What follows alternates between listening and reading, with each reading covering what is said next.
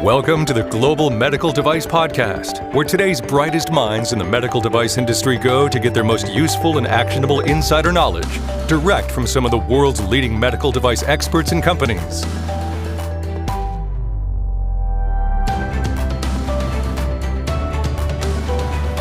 Hey everyone, welcome back. Today we're going to be talking about SBOMs, software bill of materials, and cybersecurity. We're talking with Ken Zalevsky, who is a certified cybersecurity leader from the School of Computer Science at Carnegie Mellon. He has 19 years of experience in the medical device industry. He served as a cybersecurity consultant to national and international healthcare industry stakeholders. He's worked with the FDA, the Department of Homeland Security on various cybersecurity initiatives, as well as cyber simulation exercises and industry guidance documents. He was also featured speaker and panelist at the FDA workshop Content of Pre-Market Submissions for Management of Cybersecurity in Medical Devices in January 2019. So he has a lot of experience. I could go on, but in addition to earning a certification in cybersecurity leadership from the School of Computer Science, Ken also has an undergraduate degree in applied math from Carnegie Mellon University and a graduate degree in business management, and has attended the executive education program at the Harvard Business School. Very qualified, very interested in the impact of software bill of materials, or the SBOM, on the medical device industry. So I hope you enjoyed today's episode and the discussion. If you do have any thoughts, questions, feel free to email us at podcast@greenlight.guru.com. Hey everyone, welcome back to the Global Medical Device Podcast. This is Etienne, Nichols, the co-host of the podcast. Today with us is John Speer, founder of Greenlight Guru, as well as Ken Zalevsky, who is a cybersecurity leader with 19 years of experience in the medical device industry, as well as experience with the FDA. Today we're going to be talking about the software bill of materials, or SBOM, if you see it written out in the acronym. And maybe we ought to just start by talking out about this, Ken. What is software bill of materials? So thanks, Eddie. And that's a great question, a great way to start. So the software bill of materials, by definition, is a list of the software components that compose really any system or any application or device. In our case, in healthcare, we think about medical devices, kind of computer-based systems with software components. A detailed list of those software components is really the essence of an SBOM. There are various elements to include in an SBOM, and we can talk through all that. And NTIA has got some requirements that they came out with respect to including in various information. But at the heart of it, the idea and the purpose of the SBOM is to give that transparency into software components that are utilized in medical devices. I don't think it was a guidance, but there was some document that was published recently, and I don't remember if it was from FDA or National Institute of Health or some organization like that. That was the first time I personally had seen the term software bill of materials, and I'm like, oh, to me, that makes a lot of sense. But I come from a background in med device that, classic, mostly mechanical or even some electromechanical products where bill of materials, that's my recipe. It's how all the parts, components, pieces that I need for my product. And I think one of the things that we see a lot at Greenlight Guru is the software as a med device companies. I would say they don't speak med device, they speak software. And it seems like this term might not resonate with, I'll say, classic software development. What are your thoughts about that? It's a good point. I actually just had a discussion the other day with a mechanical engineer. So it's a funny story that, he thought this whole bill of materials idea, to him, it was kind of amazing that in the software world, we were stumbling over this, compiling a list of things that go into these devices, because he said, in my world where I come from in bombs, we've been doing those for 40 years. We know beforehand what's going into a product, and we know what the BOM looks like. I mean, that's part of the very beginnings of product development and creating things, So he kind of said that, that same thing. It's kind of strange, right? That we're all talking software bill of materials. But I think that there's a lot happening in healthcare with respect to security, and what you hear about breaches and hospitals being breached and security being breached. That's all about what they call legacy devices, or devices that are fielded, right? Those devices have, profiles and components and software as part of them. And I look at a big job of the software bill of materials to help kind of protect those devices, or at least give transparency into what's running in those fielded devices. And that's a whole different use case than engineering software bill of materials, when you're, maybe potentially using that in the software build process to determine which components to put in there to begin with. So to your point, John, I agree. As software folks, might recoil a little bit at this, kind of tracking or looking at components that they're using in the device, but in a way, it's quite natural. I mean, most software companies, especially medical device software teams, don't build everything that's in the device, right? They take components from other third parties, and there's risk associated with those components. So knowing that ahead of time and helping you design and develop the product in a more secure way from the very beginning is what everybody always talks about, even FDA. So what are some of the challenges? I mean, I'm kind of like with Johnny, I'm mechanical background. So I think about everything down to the nuts and bolts is going to be in your bill of materials. Software, what are the specific challenges that maybe companies need to overcome? Thoughts and, when it comes to mind, actually, it's sorry, go ahead. Must be a lag. Sorry. Etienne, that's good. I mean, I think that speaking specifically of medical device manufacturers in the healthcare space, healthcare is a regulated industry, as we know. Medical device manufacturers have been designing and building products for many years in this regulated environment, very familiar with safety and efficacy of devices.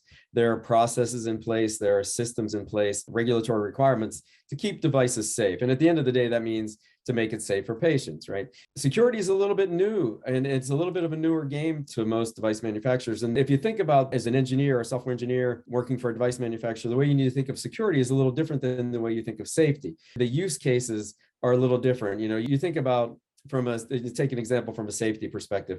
There may be some safety mechanisms, some fail-safe mechanisms that you need to build into the device to keep the patient safe. So if it's an injection system, not to inject too much volume of an agent, or an infusion pump with a volume contrast being controlled or volume rate being controlled in some form or fashion. And there's hardware and software components that make up that safety piece of it, right?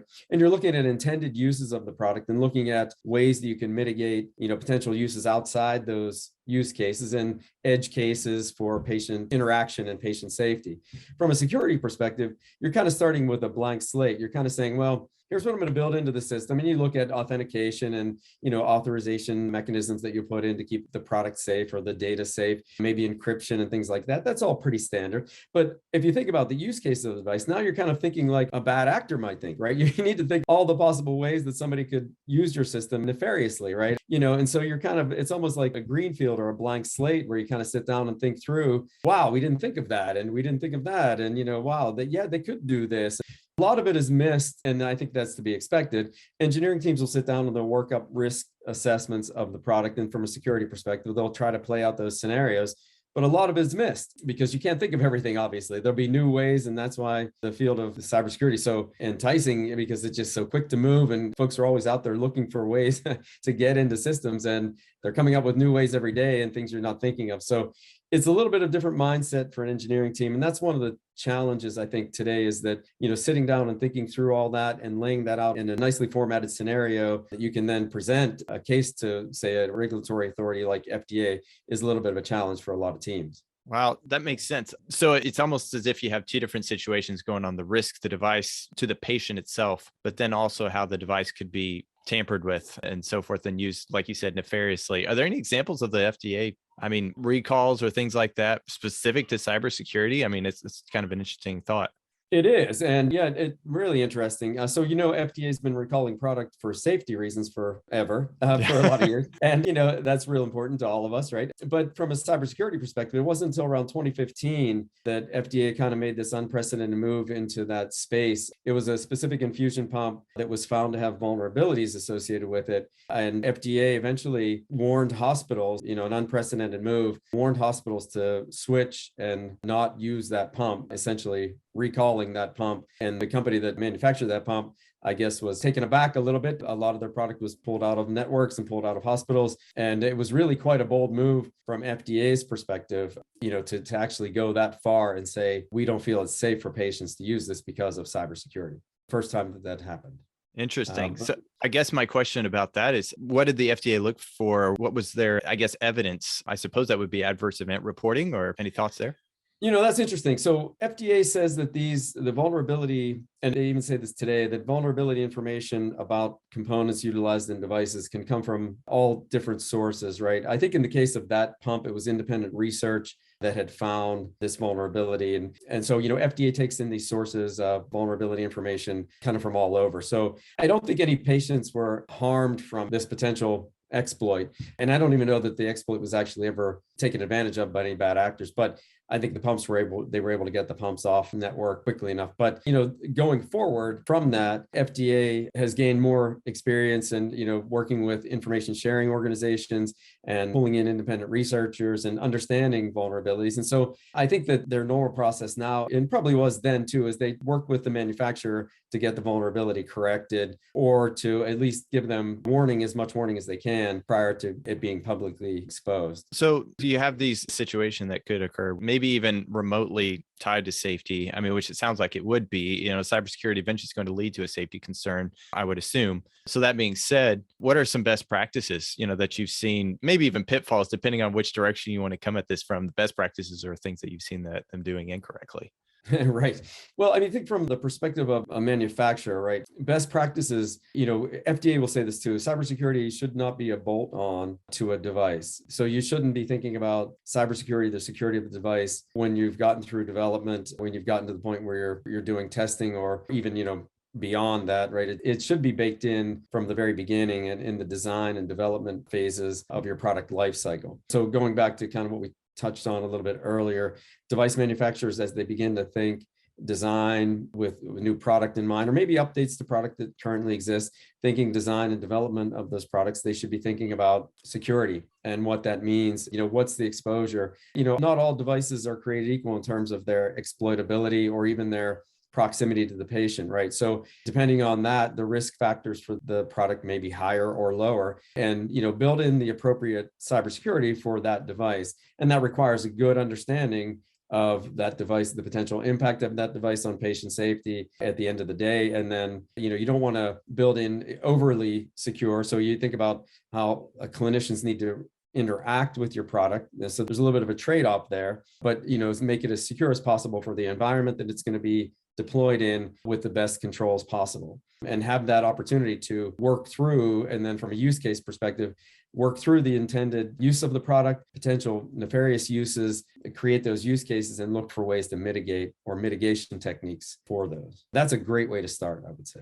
I heard a few different things in there, so I'm just kind of repeat back and you tell me where I missed. So it almost sounds like you really need to weave it in early, number one, to your risk management process. So cybersecurity, that's going to be right there alongside all of the other risks and that are associated with the device, and it sounds like, and then the usability as well. So I guess I'm trying to think, the specific things associated with software. Obviously, cybersecurity it's primarily or it's going to be solely associated with software. But what are the additional challenges that other medical device people may not be thinking about, I guess, as they approach this?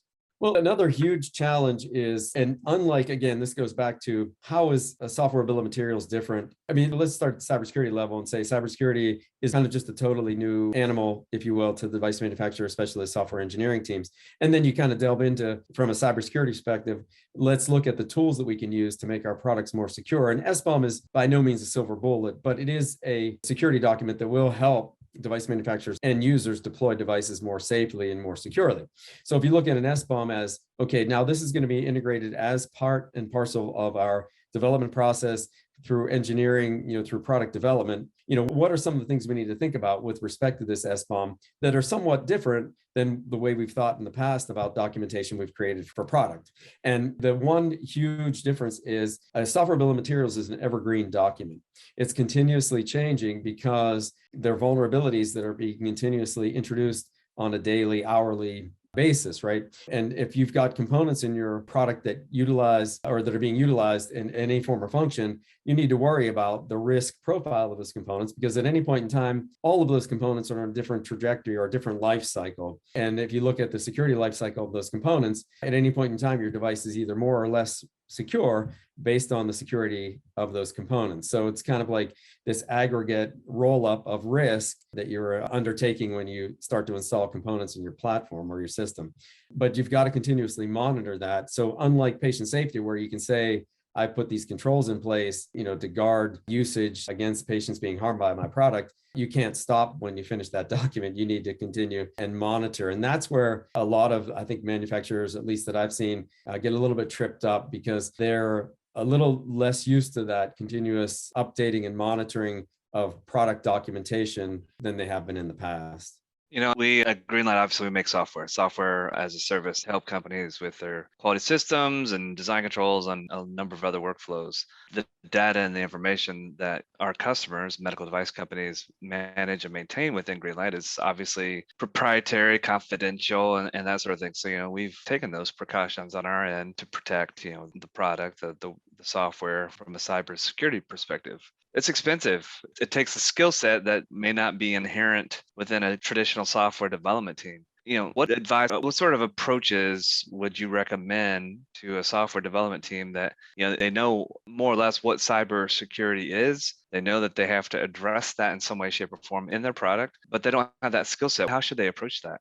Yeah, John, that's a good point. And that was one of the things that we discovered right away, going into this space. There is a lack of skill set with respect to cybersecurity because A, it's really new compared to a lot of the other stuff that the engineers have been doing for years. And B, it's outside the wheelhouse of a software development team, really, in a lot of cases when it comes to device manufacturing. So, one of the things we recommend is scope appropriately, especially with device manufacturers that are just starting out down this path. And, maybe they've got especially the startups and the software as medical device organizations that don't have a lot of resources, scope appropriately. If you've got one product, that's great. You've already scoped. But if you've got multiple products in your cache, take a product that you feel has the maybe highest potential for risk or highest security profile and start looking at cybersecurity with respect to that product. And a good exercise is to kind of get the subject matter experts or the engineers or the product folks that are familiar with inner workings of the product together and lay out first architectural diagrams. That's really helpful. Just kind of say, here are the ins and outs, here are the data flows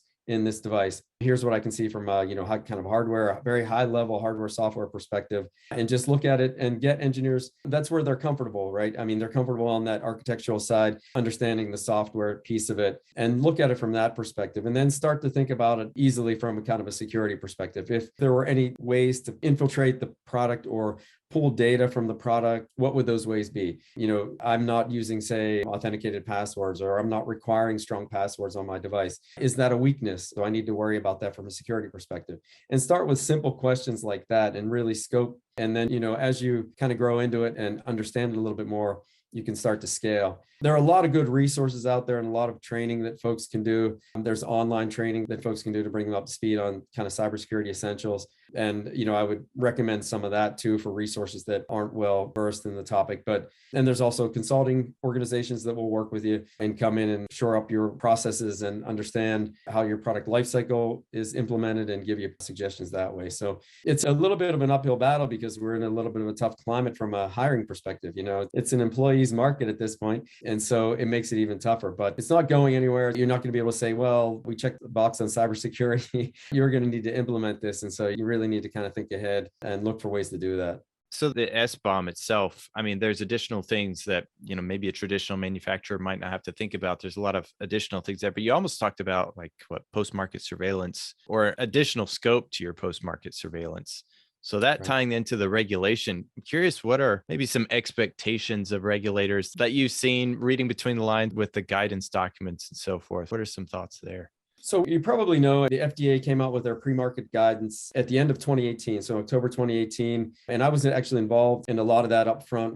I visited FDA and I sat on a panel that discussed the pre-market guidance way back when and the expectations around FDA's regulatory guidance on device manufacturers. And, one of the things that also, let me just conclude that for a second, say that the final version of that guidance is still pending. FDA is looking to release that. And, a lot of folks are saying it's going to happen this year. But interestingly enough, FDA also asked for legislative authority to enforce the requirements of that guidance document, which is also a first. And there was a bill that was recently introduced in the House of Representatives called the Burgess bill that is asking for that legislative authority for FDA to enforce pre-market guidance, which includes the SBOM. So long story short, you don't have to read too far between the lines to understand the requirement is there and it will be there from an SBOM perspective. So FDA at the very least expects SBOM from device manufacturers. When you go to your point, Etienne, about the devices that are fielded already, legacy devices or devices that are already running in healthcare delivery organizations, the expectation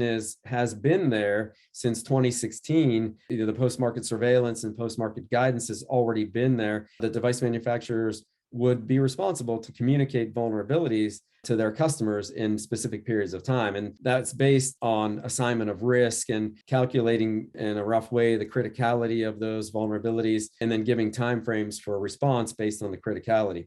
So there are already regulations in place that say if there are vulnerabilities in fielded devices, you need to respond, and here's what you need to do. More regulations are coming for pre-market devices, so you won't be able to get a device through the 510K process, for example, without SBOM documentation. And then manufacturers need to continuously update this. So as devices aging within hospital systems, there needs to be communication between the manufacturer and the end user as to where vulnerabilities potentially exist in that system. So all kinds of impact and all kinds of expectations, a lot of it above the board and a lot of it, as you said, kind of between the lines.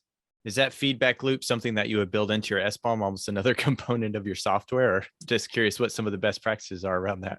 Yeah, so what we've seen is the continuous integration, continuous development, or CI/CD pipeline that you see in a lot of agile software development outfits will bake the feedback from the field. And this has been feedback all the way going back to post-market surveillance that has nothing to do with security, but from a safety perspective, or even just from a bug fix perspective. They bake that right into the development process. So the customer input is fed directly into development and take action on those items. And cybersecurity should be no different. Those patient safety issues that come in from the field, there should be a process for those already. And cybersecurity, the security issues can follow that same process. The issue that may occur and probably will occur in device manufacturers is a lot of those frontline folks that are handling that input or customer feedback are not prepared and not equipped to understand the difference between patient safety and security. So they may not know, if you get into the tactical piece of it, where and how critical they need to communicate these vulnerability issues to the team. So I've seen in situations where, there are certain amounts of time that are allowed to lapse between customer feedback and making that feedback loop available, and actually getting back to the development team and taking action. If a vulnerability is critical and severe, that timeframe may not work. You may need to get that information in more quickly. Folks may need to take action on it. For example, I can tell you in 2017, you guys probably remember the WannaCry incident that hit healthcare, really was impacted by the WannaCry vulnerability, and the normal chains of communication broke down. A lot of healthcare organizations reached out to manufacturers and were not able to get responses quickly enough, or as quickly as they needed them, right? In some cases, manufacturers were able to respond quickly, but the normal channels didn't hold up, right? So there's got to be a better way to triage the issues coming in from the field so that you know how to act and react to them. Yeah, that's interesting. And bringing up those specific examples is really poignant to, I guess, put the weight on this matter. It seems obvious that this is something that's, tied to risk management. It should be integrated into your entire process. Have you seen any adoption issues with companies or how to overcome those adoption issues? Most manufacturers that I work with or I've talked to agree, so the story is different than it was 5 years ago, right? I mean, we started talking about cybersecurity 5 years ago, and, it wasn't as tightly coupled or as looked at as tightly coupled to the risk management process as it is today. So I think the argument, if you will, is getting easier. Folks are starting to understand, we need to build this into risk management. And there's all kinds of documentation that's subsequently being made available to help folks do that. So TIR 57, an AMI document, has been out for some years that does some mapping of risk management processes today and how you can bake security into that. There's a cybersecurity risk framework that was put out by NIST, the National Institute of Standards and Technology, that help manufacturers kind of do that crosswalk between safety and security. So, you can see there are resources that you can use, and manufacturers really are starting to embrace that a little bit more. They're starting to understand it's just a part and parcel of our risk management process. It should be no different than the way we're managing risk today. And, as I said, I think that's becoming more of the common reaction to it now than it was just a few years ago. John, did you have any thoughts on that? I saw you nodding. I didn't know. Just nodding in agreement. I mean, I think, you mentioned the infusion pump example earlier, Ken, and, I heard a story once about, I think it was an insulin pump, where a person figured out how to hack the code and was posting that on the internet and that sort of thing. And it's like, so, your product that has software, heck, your product that's mechanical. Actually, Etienne and I were just talking with another gentleman on a different podcast, and he was talking about a catheter that back in the day, a doctor used to, like, if they didn't like the shape of it, they would have steam going in the background and they would shape the catheter to a curve they wanted with the steam. So that was like the mechanical version, I guess, of a cybersecurity threat, if you will. I might have stretched that analogy a little bit too far, but I think it's important. Obviously software is here to stay. Technology is constantly, even catheter products probably one day, in fact, there's probably catheter products out there today that incorporate software in some way, shape, or form, right? And so, it's just something we have to be aware of. To me, my quality background, I like to think about the inputs, the outputs, maybe even a little bit of a SWOT analysis. There's lots of different tools you can think about, how can this product be attacked? You don't want to assume that it will, but you kind of have to in order to do your job and due diligence, I think. Yeah, right on, John. I agree with you 100%. I mean, it's here to stay. There's no putting the genie back in the bottle, or however you want to say it. I mean, cybersecurity is an issue, and we're talking about healthcare here, but the big impediment, or one of the big impediments, let me say, to the adoption of digital solutions is, can you secure them? You guys remember 10 years ago, you'd pick up a Gartner report and they tell you how many billions of devices are going to be connected to the Internet of Things in 2023 or whatever it is.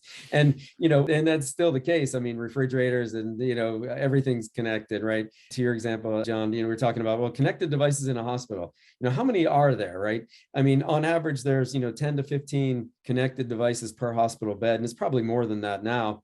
But I mean, everything's connected. Thermometers are connected, right? I mean, they're all sharing data. And the purpose of that is admirable. I mean, you want to share patient data to help with patient diagnostics and to help with patient cure and patient safety and all those things that you want to do as a healthcare practitioner. But if your devices aren't secure, you're opening up this huge gap and this huge opportunity for folks to do nefarious things with your devices. And so as device manufacturers, you just really need to be aware of that and need to be aware from the very beginning stages that when you give your product over to a customer and they put it on the network, it should be as secure as you can make it so that you won't find, or if they do, you have the opportunity to respond and keep those bad actors at bay in some sense.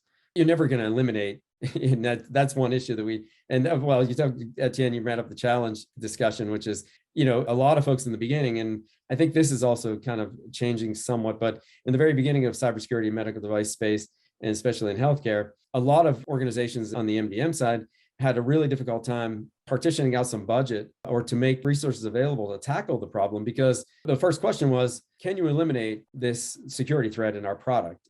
So if I throw money at this, will it go away? And the answer to that is no matter what we do. And so that was, you had to get over that kind of first hurdle, which was, I can build in the best program to implement cybersecurity within our product, and I still can't guarantee you at the end of the day that we're going to put it out there and it's not going to get hacked, right? So that was a kind of a put off at the beginning, and folks were kind of like leery to invest tons of money into what they thought was, well, we can't protect ourselves anyway, right? And so this whole cyber insurance industry kind of took hold, and people were buying insurance and trying to protect themselves that way. Business associate agreements where hospitals were trying to make manufacturers take responsibility legally. I mean, all kinds of things kind of sprung up in the place of good security practice. But it's changing now. Folks are starting to realize this has to be part of it. And I see more device manufacturers opening up budgets and making this a real big part of their strategy. Yeah, I love that your point. You can't just throw money at a problem and hope it goes away. I mean, you have to put a lot of thought into it. So if I go back to the SBOM, what the SBOM is, I mean, it's a document outlining everything related to it. And when we're talking about cybersecurity and those risks, those are being handled in your risk management activities. The SBOM, is that bubbling those to the surface to show what has been implemented, or what's the specific document and how it handles and assists in that cybersecurity? I mean, maybe you can help me out. Probably a dumb question, but.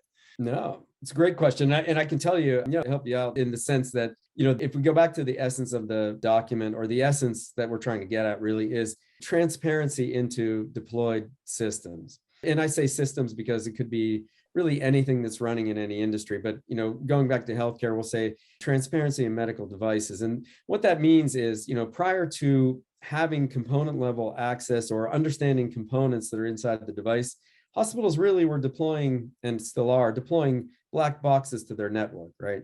So you think about that, you get a medical device from a manufacturer and you have no idea what's running on it. And if you look at the stats, they're pretty staggering. In healthcare, is the biggest target, the primary target, has been continued to be the primary target for hackers over other verticals. And the response time in healthcare has always been the slowest. I mean, a couple of years ago, it was like 329 days for a healthcare organization to figure out that they even had a breach. And it's getting better now. I think it's in the 160 range, but it's still, it's still pretty long. But, you can't blame it all on the hospitals, because the hospital has no idea what's running in those devices. So if you went to the hospital and said, there's a vulnerability in Windows 10.1, I'm just make it up, they would be hard pressed to tell you how many devices they have that are running that operating system. And so the SBOM is, started off as the idea to provide that transparency really to the end user or the consumer of the product, so that they can understand the risk profile of what they're actually deploying on their network, which makes a ton of sense. Which, when you talk to folks and device manufacturers, even in the beginning, years ago, when I would talk to folks about SBOM,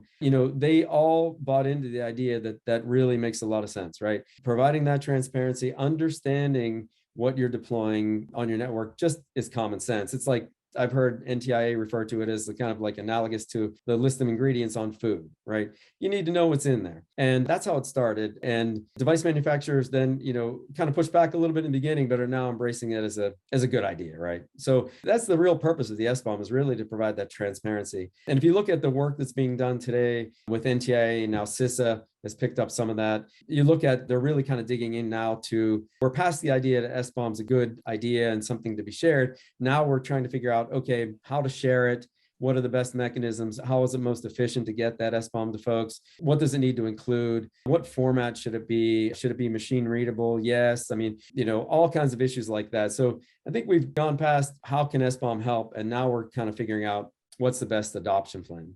No, maybe we're thinking the same thing, but with that in mind, I mean, that sounds like an awesome challenge, like awesome, cool, maybe, but like awesome, like massive challenge, especially, I mean, if we were to draw a line in the sand and move forward and say, from this day forward, that's one thing, but what did you say that the standard ICU has 11? Yeah, about 10 to 15 network 15. Connected devices per That's crazy. bag. And what percentage, I don't know if this is a guess or what, but I'm guessing the percentage of those products that actually has an SBOM is probably in the single digit percent. Very low. Very low. Very low. Yeah.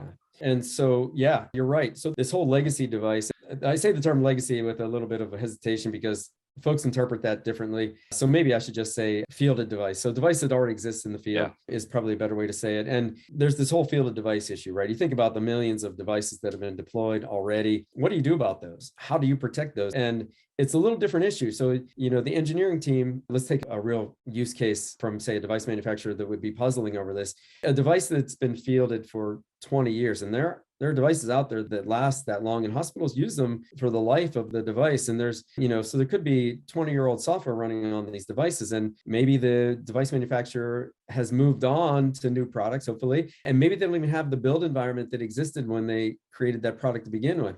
How do they create an SBOM for that legacy device that's 20 years old? Do they need to recreate that entire engineering environment? Or, can they even get components that they used on the original device? I mean, it's a challenge. It's a tricky proposition. But, there are ways to do it, and they just need a little bit more time to come to fruition. But we'll get there. But legacy device is going to be a challenge for at least a few years. Yeah, that makes sense. I appreciate you explaining that. That made a lot of sense when you started talking about the transparency of medical devices. I think that's admirable, and I'm excited to see how that improves things. If we go back to what you were talking about from a moment ago, the standardization of that SBOM, are some of those things in that draft guidance that could potentially be published this year? Are we getting close to knowing all of those things? Yeah. So great question. Yeah. So NTIA has published a minimum elements document that exists today. So folks can find that. Just go out and look for SBOM minimum elements, NTIA, and you can easily find the minimum elements published there. It's what you would expect. It's, what's the software component, who's the manufacturer, what's the version, a little bit more information about it to be able to identify it, say unique identifier and things like that. But, nothing that you wouldn't expect in terms of what you'd want to track with respect to the SBOM. And then there are all kinds of other opportunities from a device manufacturer perspective to start thinking a little bit ahead. If you think about your risk process and where you want to build it in, device manufacturers differ up and down their pipeline in terms of how they build software. So there's this little bit of integration issue. So understanding the elements of the SBOM, understanding what goes into it's one thing, the formatting of the SBOM something else. But then where along the pipeline does it make sense as a manufacturer to build it? And it's going to differ by manufacturer. depending on how they build their process. I mean, some that have dispersed teams that collect code in a repository and combine it may build the SBOM there. Others may, build it further upstream. It just depends. But there are guidance documents that tell you what should be in it and, roughly speaking, the format of the document when you create it. Okay. We'll link to that in the show notes, the NTIA SBOM minimum elements, as well as the draft guidance, potentially Excellent. published guidance. So yeah, that's great. Excellent. It almost feels like there's two conversations going on to a certain degree in this world. I mean, you have cybersecurity and how to tackle that in and of itself. And then how do you present that information to the end user? That's another world in itself. It's interesting that I don't know that it's unique to the medical device world, but sometimes things get a little bit difficult to understand. For example, you mentioned device identification. You can build out your product, but you still have to have that UDI. And, that blows a lot of people's minds, just wrapping their head around how to present those things. And I assume this could potentially have the same implications, but now this is great. I enjoyed the conversation. John, did you have anything to add before we kind of get some last thoughts from Ken? No, I think this is a good point to put a wrapper on this conversation. Yeah, Ken, any last words for our listeners? Well, thank you for having me. First of all, I really appreciate it. And I would say in summary, SBOM is here to stay. Like we talked about, cybersecurity is here to stay. My advice to manufacturers is to start to think about it, start to integrate it into their processes. Don't try to bite off too much to start with. Scope wisely and kind of scale as you go. Awesome. Well, for those of you who are listening, get your SBOMs ready. You've been listening to the Global Medical Device Podcast, and we will see you next time.